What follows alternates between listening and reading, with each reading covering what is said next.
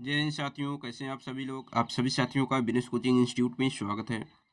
साथियों, जैसा कि हमने पिछले वीडियो में ही डिस्कशन किया था कि बहुत ही जल्द हम यूपी बोर्ड 2024 के मैथ के क्वेश्चनों को सॉल्व कराने वाले हैं। तो आज यूपी बोर्ड 2024 के क्वेश्चन पेपर आप यहाँ पर देख रहे हैं। यहाँ पर लिखा हुआ है कि 2024 गणित। ये यूपी बोर्ड कुशीनगर का ये पेपर है और क्लास 10th का है, तो इसलिए आप आज वीडियो को पूरा अंत तक देखें और यूपी बोर्ड में कैसे क्वेश्चन आते हैं, कैसे क्वेश्चनों को सॉल्व किया जाता है, उन सब पे डिस्कशन करेंगे। तो अगर आप चैनल पे नए हो तो चैनल को ज़रूर सब्सक्राइब करें ताकि जो भी वीडियो हम अपलोड करें उसकी नोटिफिकेशन आप तक पहुंच सके। देखिए, सबसे पहले करना क्या होता है, यहाँ पर लिखा होता है अनुक्रमांक। अनुक्रमांक जो आपके प्रश्न प्रवेश पत्र पर लिखा होगा, आप यहाँ पर अपना अनुक्रमांक भर देंगे, यहाँ पर अपना नाम भर देंगे जैसे इस स्टूडेंट ने भरा है। उसके बाद पेपर का ये कोड है 8222HB। ये पेपर का कोड आपको भरना होता है ओमार में, ठीक है। अच्छा, उसके बाद यहाँ पर आप देख रहे हैं कि 2024 का गणित का ये पेपर है। पूर्णांक आपका 70 नंबर का होना है क्योंकि 30 नंबर आपको मिलते हैं प्रोजेक्ट वर्क में, ठीक है। उसके बाद यहाँ पर समय दिया गया कि 3 घंटे 15 मिनट आपको मिलेंगे क्वेश्चन पेपर को सोल्व करने के लिए। उसके साथ साथ कुछ निर्देश हैं। निर्देश में क्या है कि प्रारंभ के 15 मिनट विद्यार्थी को प्रश्न पत्र पढ़ने के लिए दिए जाएंगे। सभी प्रश्न अनिवार्य है। इस प्रश्न पत्र के और व 2 खंड हैं। खंड अ में 1 से लेकर 20 तक बहुविकल्पी क्वेश्चन होंगे जिनका आंसर आपको मार्कशीट में देना होगा। और खंड ब में जो भी क्वेश्चन होंगे 50 नंबर के होंगे और उनका क्वेश्चन का आंसर आपको रिटेन में देना होगा, यानी लिखित में। बाकी सारी चीज़ें आप खुद पढ़ सकते हैं। तो इसके बाद हम चलते हैं क्वेश्चन को सॉल्व करते हैं और एक एक क्वेश्चन को सॉल्व करके हम आपको दिखाएंगे कि कैसे यूपी बोर्ड के क्वेश्चनों को सॉल्व किया जाता है जिससे आपको अच्छे अंक प्राप्त हो सके। देखिए, यहाँ पर क्वेश्चन कुछ दिए गए हैं। खंड अ की ये क्वेश्चन है, बहुविकल्पी है। कर एक त्रिघात बहुपद के अधिक से अधिक शून्यकों की संख्या होगी। देखिए, त्रिघात बहुपद की अगर बात करें तो आप पढ़े होंगे। त्रिघात बहुपद का हम एक स्टैंडर्ड फॉर्म लिख दे रहे हैं, AX³ plus BX square plus CX plus D। ये बहुपद का रूप है। तो वहाँ पर AX³ plus BX square plus CX plus D ये बहुपद का त्रिघात बहुपद का रूप है। तो देखिए, चर के जितने देखिए ABCD ये सब अचर में काउंट किए जाएंगे और x केवल चर में काउंट किया जाएगा। तो यहाँ पर चर के जितने घात होते हैं उतने उसके मान निकलते हैं। जैसे आप सॉल्व करते हैं तो x के मान जो निकलते हैं उसी को हम कहते हैं शून्यक, ठीक है ना। तो x के अधिकतम घात 3 है, तो इसलिए इसमें अधिकतम शून्यकों की जो संख्या होगी वो 3 होगी, ठीक है ना। ऑप्शन बी आपका सही हो जाएगा। उसके बाद अगला जो क्वेश्चन दिया गया है कि संख्या 140 का अभाज्य गुणनखंड होगा। अभाज्य गुणनखंड कैसे करते हैं, देखिए आप यहाँ पर लिखेंगे 140 और इसका गुणनखंड कर देंगे। सबसे पहले ये 2 से कटेगा, 2 से 70 बार में। फिर ये 2 से कटेगा 35 बार में। फिर ये 5 से कटेगा 7 बार में और फिर ये 7 से कट जाएगा 1 बार में। उसके बाद आप देखेंगे कि 2 गुणे 2, 2 पर 2 घात गुणे 5 गुणे 7। 2 पर 2 घात कहाँ पर है, 2 पर 2 घात गुणे 5 गुणे 7, यानी सी वाला ऑप्शन आपका सही आंसर हो जाएगा, ठीक है। तो इस तरह आपको क्वेश्चन पेपर पे तो सॉल्व नहीं करना है बोर्ड एग्जाम में, आप पीछे रफ वर्क कर सकते हैं। सबसे पीछे ऊपर कॉपी पर लिख देंगे रफ वर्क और वहाँ पर सॉल्व करके आपको केवल आंसर बुक में पेपर में भी आपको टिक नहीं लगाना है। आपको ओमार में सी ऑप्शन सही है तो सी ऑप्शन को गोला कर देना है, ठीक है ना। इस बात को ध्यान रखिएगा। अब चलते हैं अगले क्वेश्चन की तरफ और अगला क्वेश्चन देखेंगे कि अगला क्वेश्चन क्या है। देखिए, अगला क्वेश्चन जो है क्वेश्चन नंबर 3 है। पूछा है कि भाजक भागफल भाज्य भाजक भागफल एवं शेषफल में संबंध होगा। तो यहाँ पर आपको 6-7 में ही बताया जाता है कि भाज्य बराबर क्या होता है, भाजक गुणे भागफल धन शेषफल, यानी भाज्य संख्या के बराबर होता है। तो ये ऑप्शन सी आपका सही आंसर हो जाएगा। उसके बाद क्वेश्चन नंबर 4 जो है, रैखिक समीकरण x plus 2y plus 5 equal to 0 तथा -3x minus 6y plus 1 equal to 0 के युग्म का हल होगा। यहाँ पर देखिए हम हल किए हैं। तो यहाँ पर आपको कंडीशन बताए जाते हैं a1/a2 equal to b1/b2 equal to c1/c2। तो इस कंडीशन में अपरिमित रूप से अनेक हल होते हैं, लेकिन a1/a2 equal to b1/b2 not equal to c1/c2 तो उस कंडीशन में समांतर रेखाएं होती हैं और उसका कोई हल नहीं होता है। तो यहाँ पर जब हम सॉल्व करेंगे तो a1 का मान क्या है, 1 है, a2 का मान क्या है, -3 है, b1 का मान क्या है, 2 है और b2 का मान क्या है, -6 है। इसको सॉल्व और इक्वल टू c1 का मान क्या है, 5 है और c2 का मान क्या है, 1 है। रखेंगे तो ये तो इक्वल टू नहीं हो रहा है, लेकिन इसको जब सोल्व करेंगे तो ये क्या आएगा, -1/3 equal to -1/3 not equal to 5/1। ये समांतर को कंडीशन को लागू करते हैं, यानी दोनों रेखाएं समांतर होंगी, और जब दोनों रेखाएं समांतर होंगी तो इस कंडीशन में उनका कोई हल नहीं होता है। जो ऑप्शन डी दिया गया उपयुक्त में से कोई नहीं, तो यही ऑप्शन सही हो जाएगा। फिर समांतर श्रेणी जो क्वेश्चन नंबर 5 है, समांतर श्रेणी -5 -1 3 से 1 का सार्वंतर होगा। अब देखिए सार्वंतर जो निकालते हैं डी इक्वल टू क्या होता है, देखिए A1 A2 A3 है ना, या फिर T1 T2 T3 मान सकते हैं। तो डी निकालना है अगर सार्वंतर, तो किन्हीं दो पदों का अंतर निकाल देंगे, जैसे A2 - A1 यानी 1 - 5। इसका अंतर जब निकालेंगे तो -1 माइनस लगाएंगे फार्मूले में, और -5 को जब रखेंगे तो +5 हो जाएगा। 5 में से 1 माइनस करेंगे 4 हो जाएगा, तो डी का मान जो होगा वो 4 होगा, जो ऑप्शन डी होगा। फिर अगले क्वेश्चन की तरफ चलते हैं, जो दिया गया है द्विघात समीकरण ax² + bx + c = 0 का विविधकर होगा। देखिए विविधकर का एक फार्मूला होता है, जो होता है d = b² - 4ac, ठीक है ना, d = b² - 4ac, यही विविधकर को रिप्रेजेंट करता है। तो d = b² - 4ac कहाँ पर दिया गया है, तो b² - 4ac जो ऑप्शन सी है, यही आपका सही आंसर हो जाएगा। अगले क्वेश्चन की तरफ चलते हैं, और अगला क्वेश्चन जो है वो इस प्रकार है। देखिए अगले क्वेश्चन की तरफ हम चलेंगे। देखिए ये अगला क्वेश्चन जो है कि दो बिंदुओं 2, 3 और 4, 1 के बीच की दूरी की होगी। तो दो बिंदुओं के बीच की दूरी का जो फार्मूला होता है √x2 - x1 + y2 - y1 का होल वर्ग। इसे हम x1 इसे x2 इसे x1 y1 x2 y2 मान लेते हैं। तो x2 - x1 यानी 4 - 2 का होल वर्ग प्लस y2 - y1 यानी 1 - 3 का होल वर्ग। सोल्व करेंगे, 4 में से 2 को माइनस करेंगे, वर्ग करेंगे तो 4 हो जाएगा। -3 में से 1 को माइनस करेंगे, -2 आएगा, -2 का वर्ग 4 हो जाएगा। 4 और 4 को ऐड करेंगे, √8 आएगा। इसको सोल्व करेंगे 2 √2, जो ऑप्शन आपका बी हो जाएगा, ठीक है ना। लेकिन इस बात का ध्यान रखिएगा कि ये रफ वर्क जो करना है आपको पेपर पे नहीं करना है, पीछे करना है कॉपी में, ठीक है ना। आप पेपर पे अगर इस तरह के काम करते हैं तो आप रिस्टिकेट हो सकते हैं, इस बात का विशेष ध्यान रखिएगा, ठीक है ना। अगले क्वेश्चन की तरफ चलते हैं। अगला क्वेश्चन देखिए, अगला क्वेश्चन जो है आपका क्वेश्चन नंबर 8 दिया गया है, यदि द्विघात समीकरण 3x² - 12x + m = 0 के मूल बराबर हो तो m का मान बताइए। अब देखिए जब मूल बराबर होते हैं ना, तो उस कंडीशन में जो कंडीशन काम करता है वो होता है d = 0। जो विविधकर का कंडीशन आपको बताए हैं कि d = b² - 4ac, तो यहाँ पर d = 0 होता है। d बराबर किसके होता है, b² - 4ac, और ये 0 के बराबर होगा। यहाँ पर b का मान -12 है, a का मान 3 है, और c का मान m है। तो b का स्क्वायर यानी -12 का स्क्वायर 144, -4a का वैल्यू क्या है 3 है, और c का वैल्यू m है।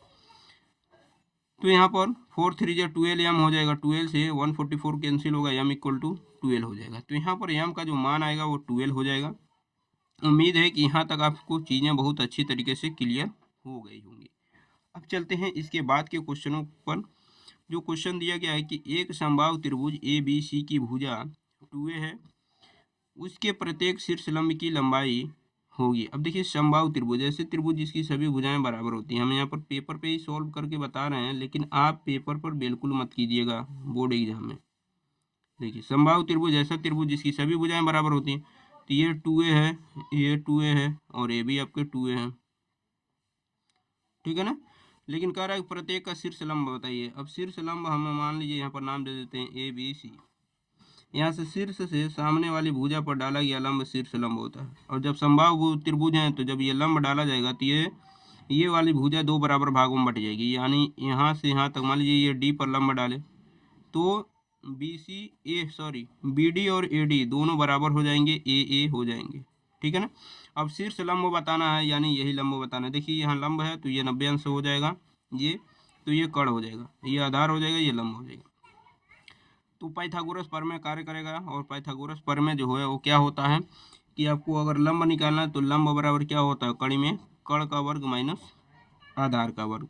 तो 2 का वर्ग 4 हो जाएगा, a का वर्ग a² हो जाएगा, और माइनस a का स्क्वायर a²। तो 4 में से a स्क्वायर को माइनस करेंगे तो 3a² आएगा, जिसको सोल्व जब आप करेंगे तो आपका वैल्यू आएगा a√3, ठीक है ना।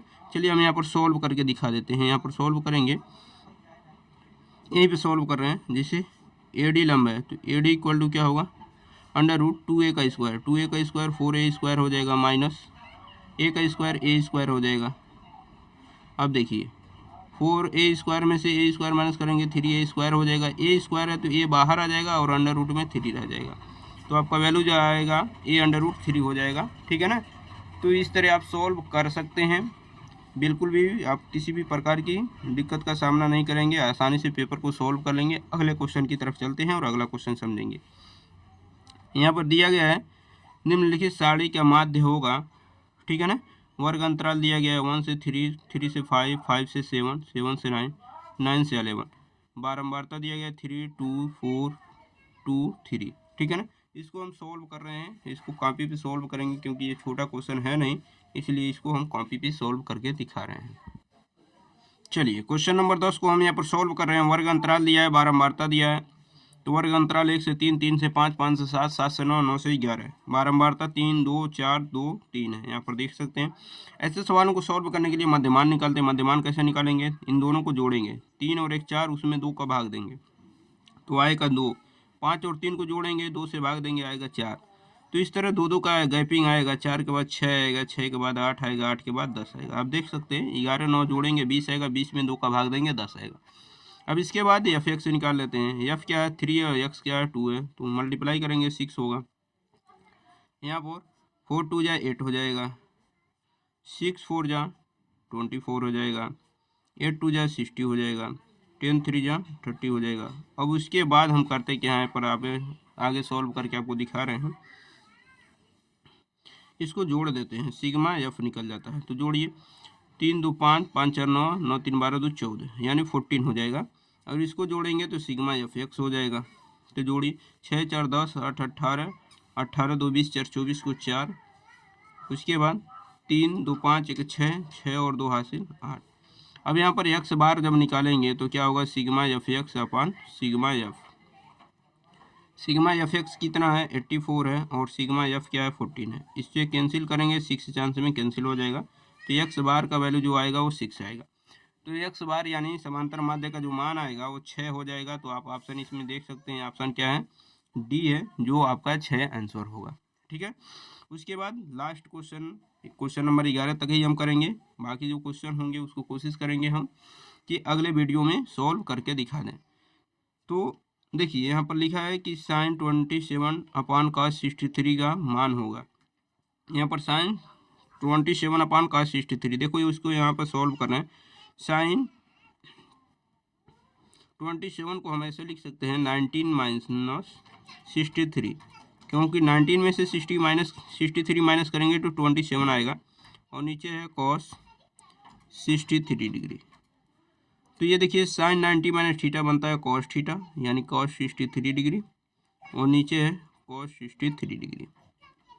दोनों वैल्यू सेम है, कट जाएंगे 1 चांस में, 1 आंसर आ जाएगा। तो यहाँ पर 1 आंसर हो जाएगा। ठीक है। चलिए इसी वीडियो में हम पूरे क्वेश्चनों को सॉल्व करने का प्रयास करते हैं। ठीक है। तो इसलिए आप घबराइएगा नहीं, वीडियो थोड़ा लंबा हो सकता है, इसलिए आप धैर्यपूर्वक चीज़ों को समझिएगा। चलते हैं अगले क्वेश्चन की तरफ। अब क्वेश्चन नंबर 12 की बात करें तो क्वेश्चन नंबर 12 दिया गया है कि यदि cos a इक्वल टू √3/2 तो sin 2a का मान बताइए। अब देखिए sin 2a का मान अगर आपको बताना है तो इसके लिए आप cos a का वैल्यू निकाल लीजिए। जैसे यहाँ पर सॉल्व करके दिखा रहे हैं आपको।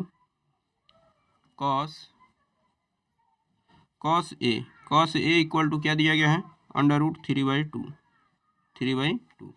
तो cos a का जो वैल्यू होता है, cos ये 30 डिग्री का वैल्यू होता है देखिए यहाँ पर लिख रहे हैं cos 30 डिग्री। cos 30 डिग्री का जो वैल्यू होता है वो होता है √3/2। cos से cos कटेगा, यहाँ से a का जो वैल्यू आएगा वो 30 डिग्री हो जाएगा। अब उसके बाद sin 2a का वैल्यू पूछा है, तो sin 2a, अब sin 2a की जगह पर आप रखेंगे 30 डिग्री, यहाँ से सॉल्व करेंगे तो यहाँ पर मिलेगा क्या आपको, sin 60 डिग्री, और sin 60 डिग्री का जो वैल्यू होता है वो √3/2 होता है। तो √3/2 आपका सही आंसर हो जाएगा, इस बात को ध्यान रखिएगा। तो √3/2 आपका सही आंसर होगा। अगले क्वेश्चन की तरफ चलते हैं। 1 + tan² a 1 + cot² a का मान होगा। अब देखिए इसको सॉल्व जब करेंगे 1 + tan² a 1 + cot² a, तो इसको कैसे सॉल्व करेंगे, इसको सॉल्व करके हम बता रहे हैं आपको। यहाँ पर देखिए 1 + tan² a 1 + cot² a को कैसे सॉल्व करेंगे। तो 1 प्लस टेन स्क्वायर ए, यहाँ पर टेन स्क्वायर ए हो जाएगा,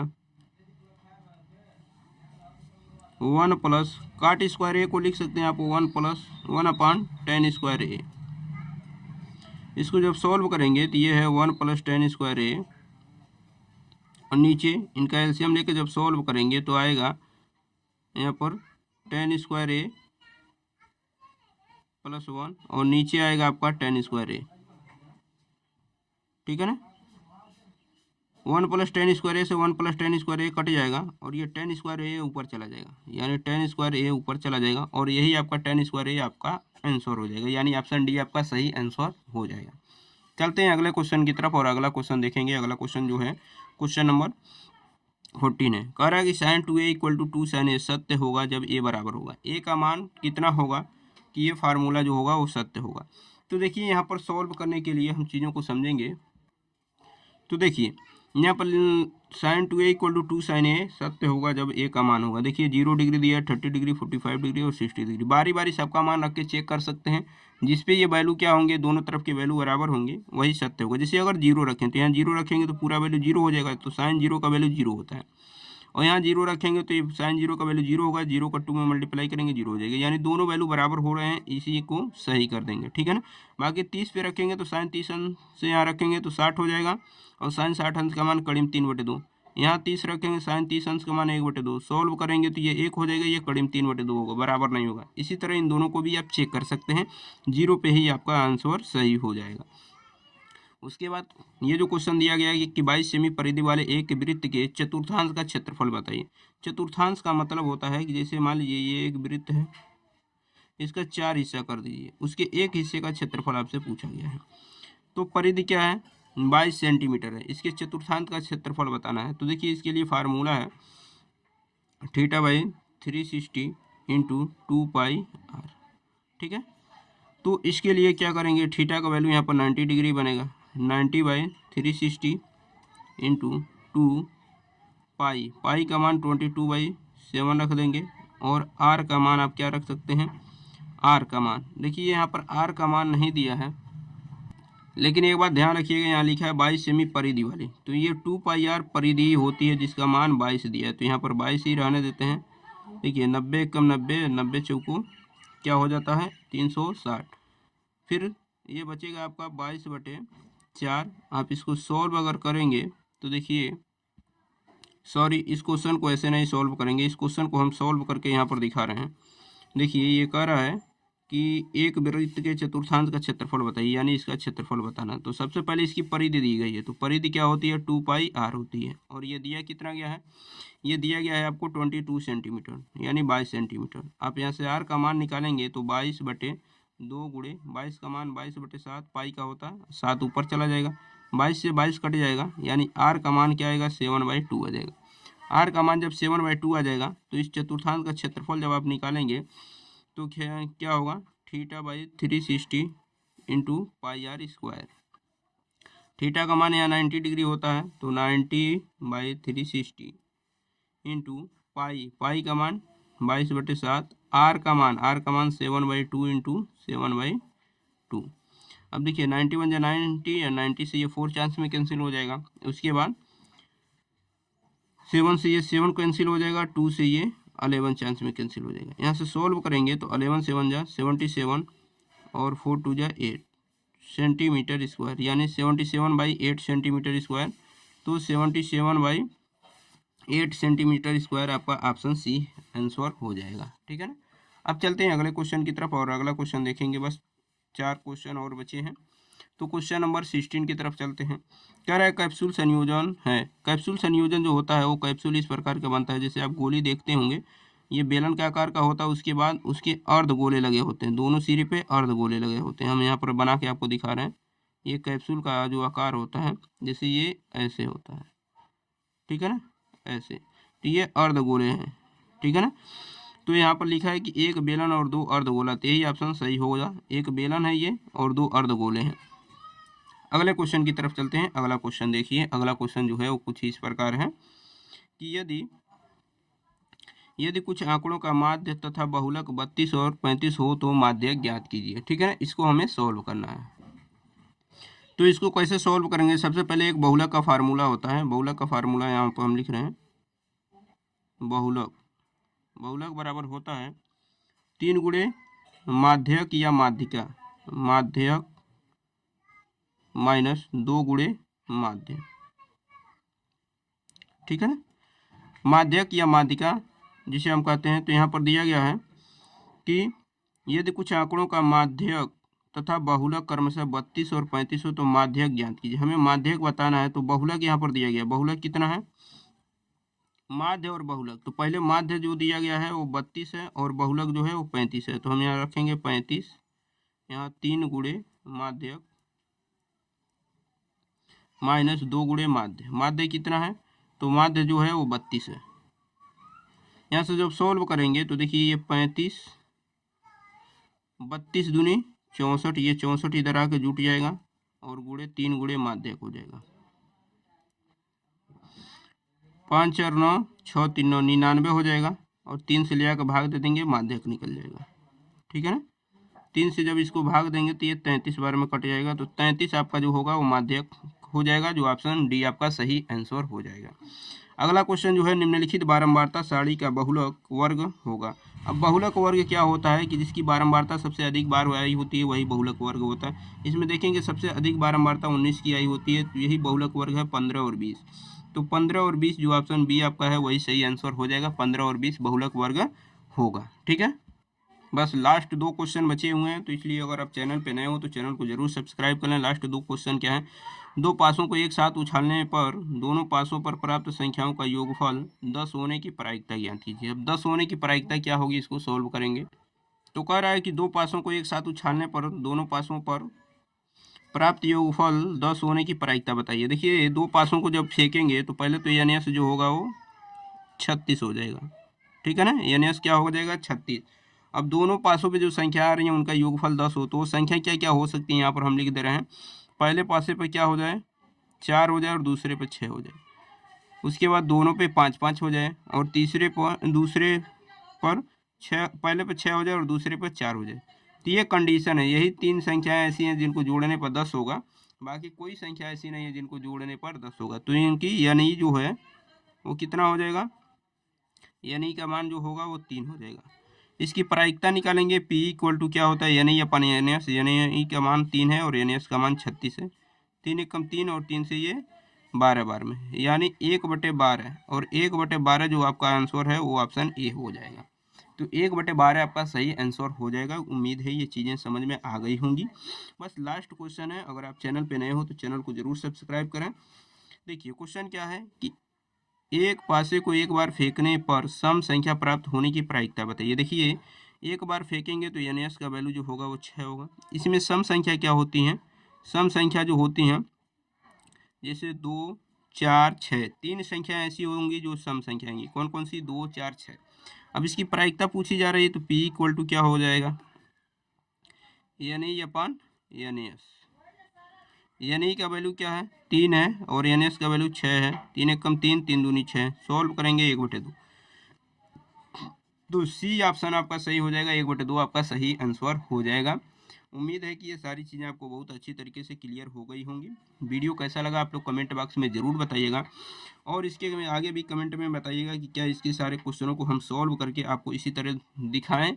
जैसी भी आपकी इच्छा हो कमेंट बॉक्स में ज़रूर बताइएगा। तो मिलते हैं नेक्स्ट वीडियो में, तब तक के लिए अपना ख्याल रखिए, धन्यवाद।